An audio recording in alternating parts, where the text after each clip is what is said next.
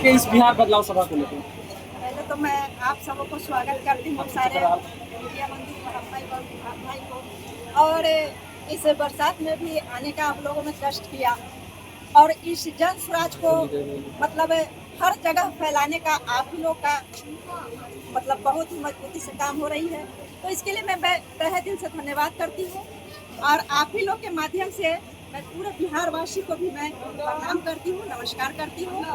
देखिए, हमारे जन स्वराज जो है वो हमारे नए बिहार का बदलाव की तरफ रुख मोड़ रही है और वही सारे जनता जो है उधर ही जा रही है जन स्वराज की तरफ। सबसे महत्वपूर्ण सवाल मैडम कि महुआ का बहुआ कहे जाने वाले तेज प्रताप जी, वो उनको चुनौती दे पाएंगे आप? हाँ, बहुत अच्छा से दे पाएंगे, इसलिए हाँ। कि हमारे महुआ के जितने भी ग्रामीण है, जितने भी माताएं बहने भाई हैं, वो सब जन स्वराज के साथ देने के लिए तैयार है।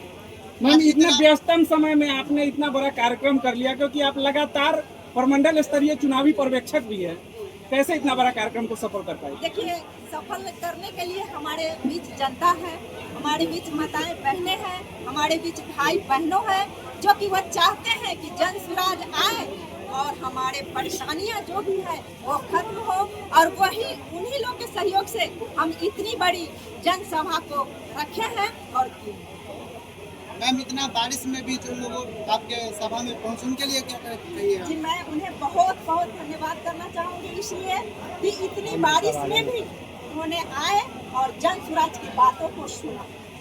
क्या आप महुआ से चुनाव लड़ रहे हैं? कंफर्म है?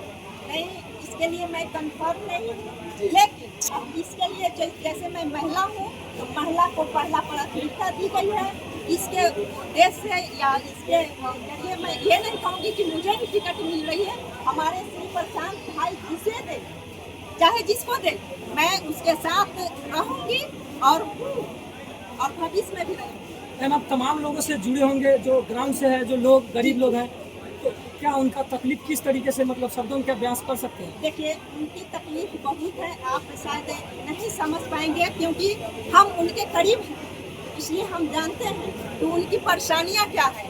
उनकी गरीबी बहुत है, आप उनकी गरीबी की आंकड़ा नहीं लगा सकते हैं, क्योंकि बदहाली में वो लोग जिंदगी जी रहे हैं और हम चाहते हैं कि जन स्वराज के जरिए उनकी बदहाली खत्म हो और उस दलदल से हम लोग जन स्वराज के जरिए उन्हें निकालने की कोशिश कर रहे हैं। महुआ में क्या क्या दिक्कत है वो बताओ? जी, महुआ में बहुत सारी दिक्कत है। जैसे अभी चल के आए होंगे तो आपने रास्ता की जो सड़क है उनकी व्यवस्था आपने देखी होगी, जो कि उसमें चलने योग्य नहीं है।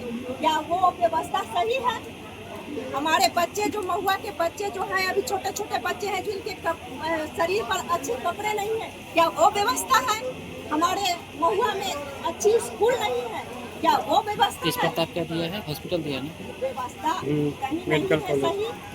ना, हम ना, लोग ना, ना। चाहेंगे कि जन स्वराज के जरिए व्यवस्था अच्छी बने। अच्छा मैडम, तेज प्रताप बार बार दावा कर रहे हैं कि महुआ को हमने मेडिकल कॉलेज दिया है, अगर इस बार हमें जिताते हैं तो कॉलेज भी देंगे, इंजीनियरिंग कॉलेज देंगे। अगर आप आती हैं तो क्या क्या देंगे? देखिए, मैं क्या दूंगी उसे छोड़ा जाए, जन स्वराज क्या दे रही है वो देखा जाए।